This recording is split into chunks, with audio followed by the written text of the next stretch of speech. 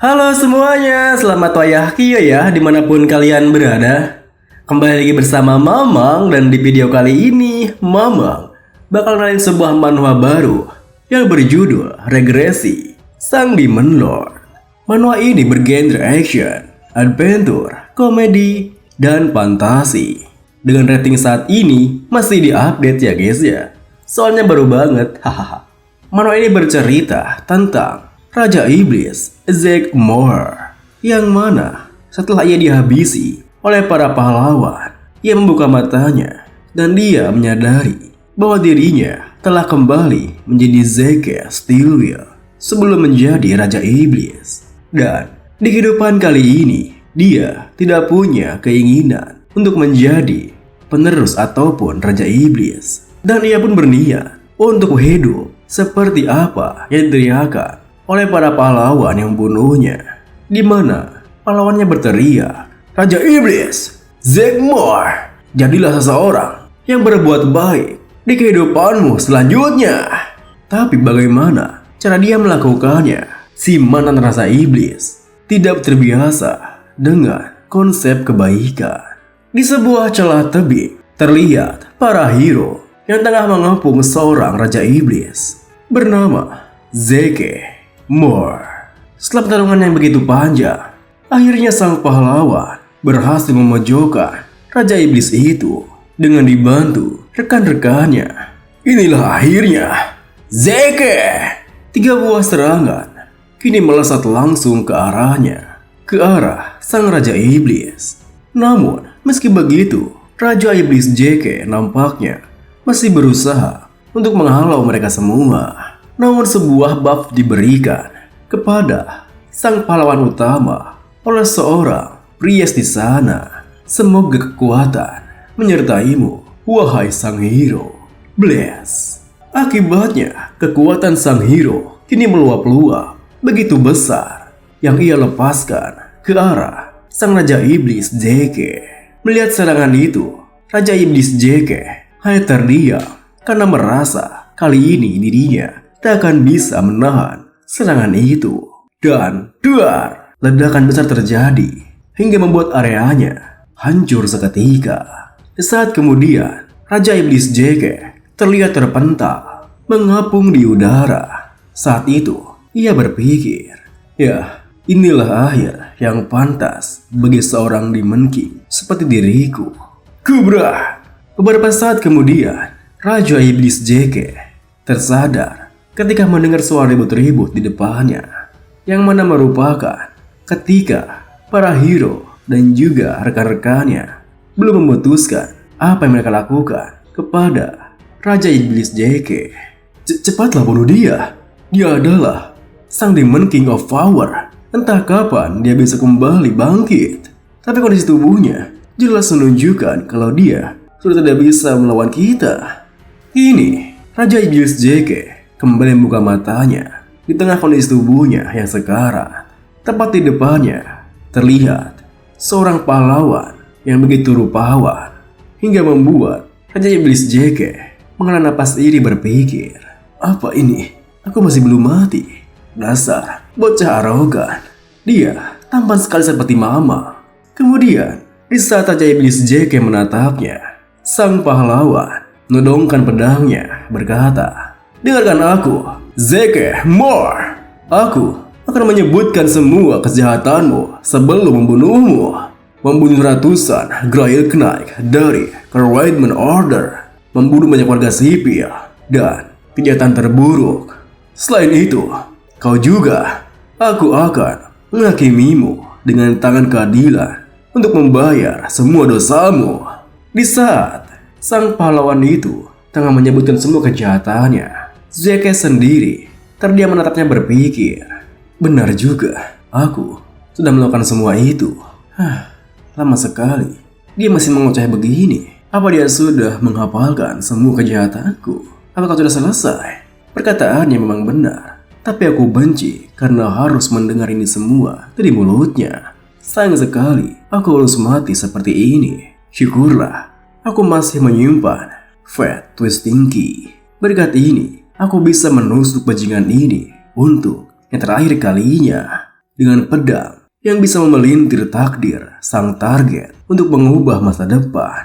Tapi aku tidak tahu bagaimana nasib masa depannya nanti. Di saat Zeke berpikir seperti itu, sang pahlawan nampaknya telah selesai menyebutkan semua kejahatannya.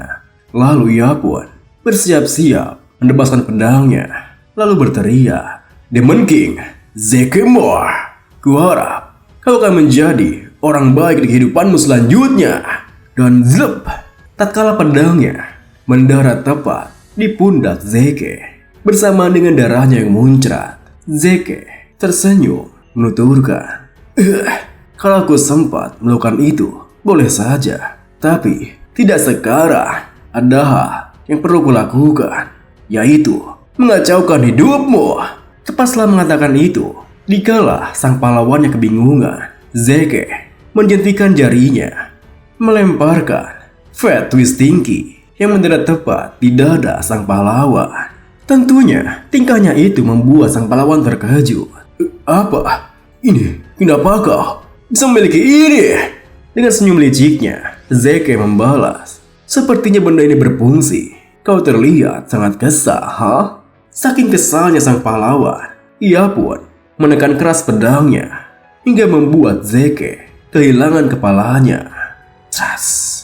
Dengan begitu, perlahan-lahan kesadaran Zeke pun mulai menghilang. Ia mati lebih cepat, tapi ia tak punya pincelan apapun. Namun di saat kesadarannya semakin menghitam dan menghitam, tiba-tiba saja ia dikejutkan karena merasa mendengar sebuah suara kicauan burung hingga ia tak bisa terlelap tidur.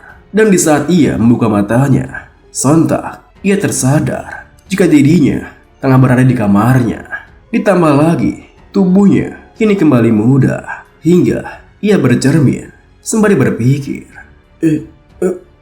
aku kembali muda. Kenapa? Aku ingat kalau aku dikalahkan oleh para bajingan itu.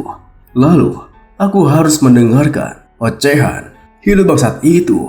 Lalu aku menggunakan Fat Twist Stinky. Apa kunci itu penyebabnya? Tapi dari mana aku mendapatkan kunci itu? Aku tidak ingat.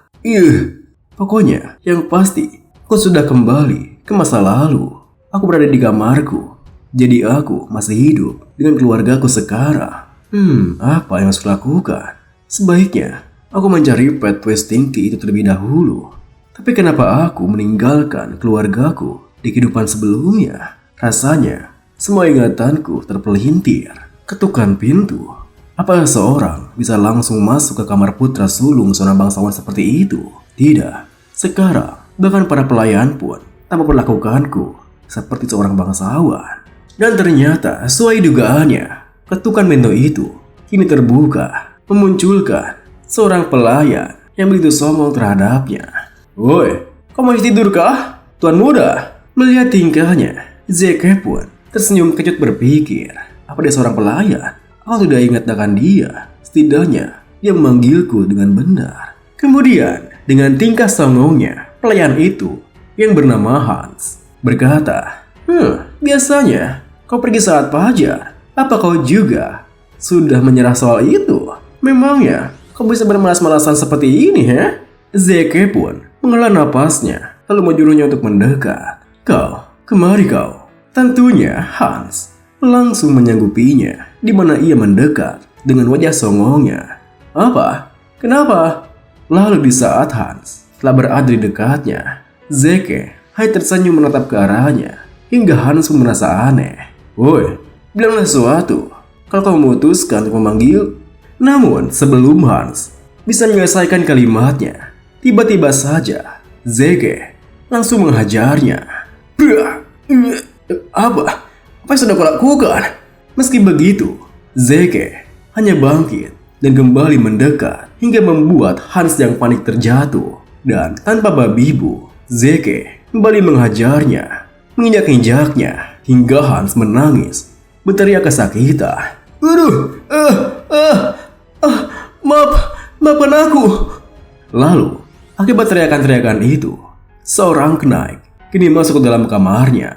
Ada apa ini? Melihat kenaik itu yang bernama Binor, Hans pun langsung berlari ke arahnya. Tuan Binor.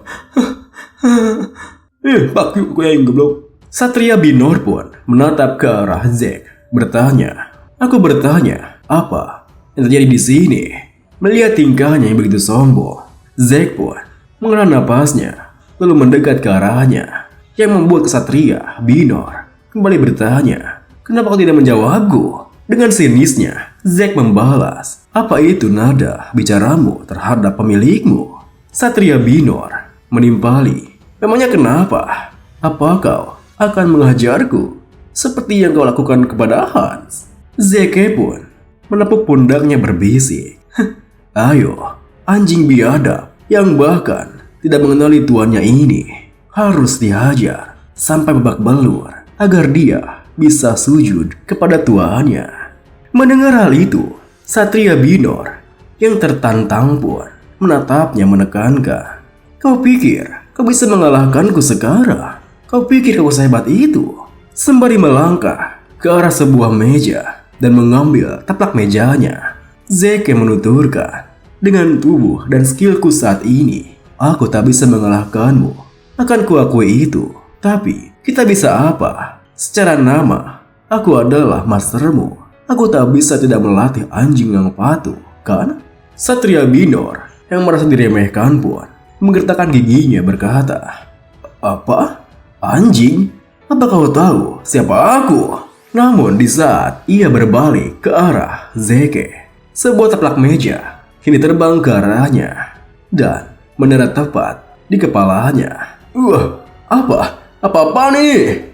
Dan di saat Satria Binor masih berusaha menarik taplak mejanya, Zeke telah muncul di belakangnya dan ia langsung menghantam kepala Satria Binor menggunakan sebuah pot bunga. Bersamaan dengan Satria Binor yang terjatuh pingsan, Zeke tersenyum puas berkata, menjadi kuat itu bukanlah segalanya. Dasar, kau kena sialan. Sekarang menyelesaikan apa yang sudah kita mulai, ya? Hans melihat tatapan matanya yang begitu dingin dan kejam. Pelayan Hans pun hanya bisa berteriak panik. Tolong! Keesokan harinya, Zeke terlihat berdiri tepat di depan sebuah pintu yang begitu besar. Ia terdiam menatapnya berpikir, di masa lalu, aku sangat takut untuk membuka pintu ini. Tapi saat ini, aku sama sekali tidak memedulikannya. Dengan begitu, kini Zeke pun membuka pintunya dan melangkah masuk ke dalam ruangannya, di mana terlihat ayahandanya, kepala keluarga, ibu tirinya, adik tirinya, Hans, dan juga Satria Binor. Di saat Zeke melangkah masuk ke ruangannya, Satria Binor menatapnya dengan sangat tajam karena ia kembali teringat dengan perkataan Greg Stelwill, adik tiri Zeke, di mana ia berkata, ayah telah mendengar tentang itu. Beliau kecewa padamu karena telah pingsan dan menjadi aib bagi para Stelwill kenaik. Binor, kau tak melakukan hal yang salah, bukan? Inilah percaya diri, ya. Percaya diri. Maksudku, Zeke, itu lawanmu, Zeke. Saking kesalnya, Satria Binor kini menatap tajam, menunjukkan kekesalannya kepada Zeke. Kemudian, kepala keluarga Stelwill, Kon Fordo Stelwill, menuturkan, kau terlambat. Dengan datarnya, Zeke membalas, kenapa Anda memanggilku? Melihat tingkahnya, Pak Fordo pun melanjutkan, bocah, apa kau sudah lupa bagaimana cara menyapa sama juga sekarang? Mendengar hal itu, Zeke yang begitu santai berkata, lagi pula, Anda tidak akan menerimanya. Apa gunanya? Tentunya tingkahnya itu membuat Pak Fordo semakin jengkel padanya. Pikiran busukmu itu, bagaimana kau akan meneruskanku sebagai kon jika kau bertingkah seperti itu? Kau adalah ahli waris utama Stelwill. Setidaknya berusahalah. Zeke membalas, meneruskan Anda ahli waris utama? Anda bilang? Memangnya Anda pernah berpikir untuk memberikan aku gelar? Saking jengkelnya dengan tingkahnya, Pak Fordo pun hampir bangkit dari kursinya. Namun ia ditahan oleh istri keduanya, Florel Stillwell, ibu tiri Zeke. Lihat, Kon, sudah kukatakan berulang kali, anak itu Zeke bahkan sangat tidak sopan. Mendengar provokasi dari ibu tirinya, Zeke pun mengepalkan tangannya berpikir, aku mengingat mereka berdua dengan jelas. Aku tidak bisa melupakan mereka. Dengan pikiran seperti itu, Zeke pun memberikan salamnya, menuturkan, bagaimana mungkin saya bertingkah tidak sopan dan arogan terhadap Anda? Ini pasti salah paham, Ibu. Kalau dipikir-pikir, berkat mereka berdua, aku jadi diundang ke sini. Aku benar-benar minta maaf, Ayah. Tentunya perubahan sikapnya membuat Bu Florel menaikkan alisnya. Dan di tengah kekesalan itu, Zeke melangkah mengambil sebuah pedang yang tergantung di dinding ruangannya. Lalu sembari mengeluarkan pedangnya dan mengacungkannya ke arah Hans, Zeke menekankan, aku sudah berbuat salah, akan menggunakan kesempatan ini untuk mengakhirinya. Tentunya tingkahnya itu membuat mereka semua terkejut. Bahkan Hans sendiri yang panik ketakutan langsung melirik ke arah Bu Florel meminta pertolongannya. Miss Florel, Pak Fordo pun kini bangkit menghardiknya. Beraninya kau mengacungkan pedang kepada seseorang di sini? Greg pun menatapnya dan senyum berpikir, si bodoh ini berani mengacungkan pedang kepada seseorang di hadapan ayah. Meski begitu, Zeke melanjutkan, tentu saja leher orang yang sudah mempermalukan ahli waris sah dari Kon Stillwell yang agung harus ditebas. Bukankah karena itu Anda memanggil saya ke sini? Bu Florel yang gugup membalas, berhenti, apa maksudmu? Hans, permalukanmu? Tidak mungkin itu benar. Hans pun membela dirinya. Iya, mana mungkin aku berani untuk melakukan itu. Melihat tingkahnya, Zeke pun menarik kembali pedangnya, lalu berkata, kalau begitu, apa kau bilang aku berbohong? Saat itu, Hans yang panik berpikir, kalau aku sampai salah ucap di sini, aku akan langsung dibunuh. Bahkan Miss Florel sekalipun tak akan mampu melindungiku. Melihatnya yang terdiam, Zeke berpikir, aku paham betul kalau dia adalah orangnya Countess. Tapi kenapa dia sampai sejauh itu demi dia? Di saat Hans tak bisa mengatakan apa-apa, Satria Binor di sampingnya yang bernama lengkap Halton Binor, Esknaik keluarga Stillwell, berkata, itu benar, Tuan Muda pertama telah berbohong. Melihat sikapnya, Bu Florel pun mendekat berkata, Sir Binor, benarkah begitu? Dengan sikap tegasnya, Satria Binor melanjutkan, iya, Kontes. Tuan Muda Zeke secara tidak langsung telah menyerang Hans dan saya. Tentunya, Zeke langsung menyangkalnya. Bagaimana bisa seorang kenaik sepertimu mengatakan kalau dia sudah diserang dengan satu tangan? Bukankah kau sudah dipermalukan? Sepertinya kau tidak berniat untuk mengakui dosa-dosamu juga, ha? Sembari menanda malunya, Satria Binor membalas, saya tidak pernah berkata bohong. Melihat tingkahnya, Zeke tersenyum menuturkan, kau mau terus mengaku tidak bersalah sampai akhir, ha? Kalau begitu, sudahi bicaranya. Buktikanlah dengan kemampuanmu. Melihat Zeke yang kini mengacungkan pedangnya ke arahnya, Satria Binor pun membalas, apa Anda masih waras? Zeke pun melihat ke arah ayahandanya, berkata, bukankah itu tidak masalah dari perspektif Anda, ayah? Lagi pula, Anda bisa menggunakan kesempatan ini untuk benar-benar menyingkirkanku kalau aku kalah dalam duel ini. Meskipun sempat terdiam sebentar, Pak Fordo menuturkan, duel, aku mengizinkannya. Dengan begitu, Satria Binor pun tersenyum melanjutkan, sesuai keinginan Anda, tuanku. Zeke pun kini melangkah menuju pintu sembari menuturkan, terima kasih ayah. Ayah, Anda boleh menentukan waktu dan tempatnya. Melihat sikapnya, Pak Fordo pun berpikir, aku hanya berencana untuk memarahinya sedikit dan mengirimnya mundur. Tapi Mungkin ini bisa menjadi alasan yang bagus untuk menyerahkan gelar Khon kepada Greg. Sembari menyimpan kembali pedang yang diambilnya, Zeke menuturkan, "Ayah, aku juga ingin mencoba untuk berubah. Begini, aku sadar kalau aku tidak akan bisa mendapatkan apa yang aku mau jika aku terus terjebak, jika aku terus menjadi diriku yang lama." Mendengar hal itu, Favordo yang mengerti maksudnya pun, yang agak terkejut pun, membalas, "Yang kau mau, itu maksudmu, gelar Khon."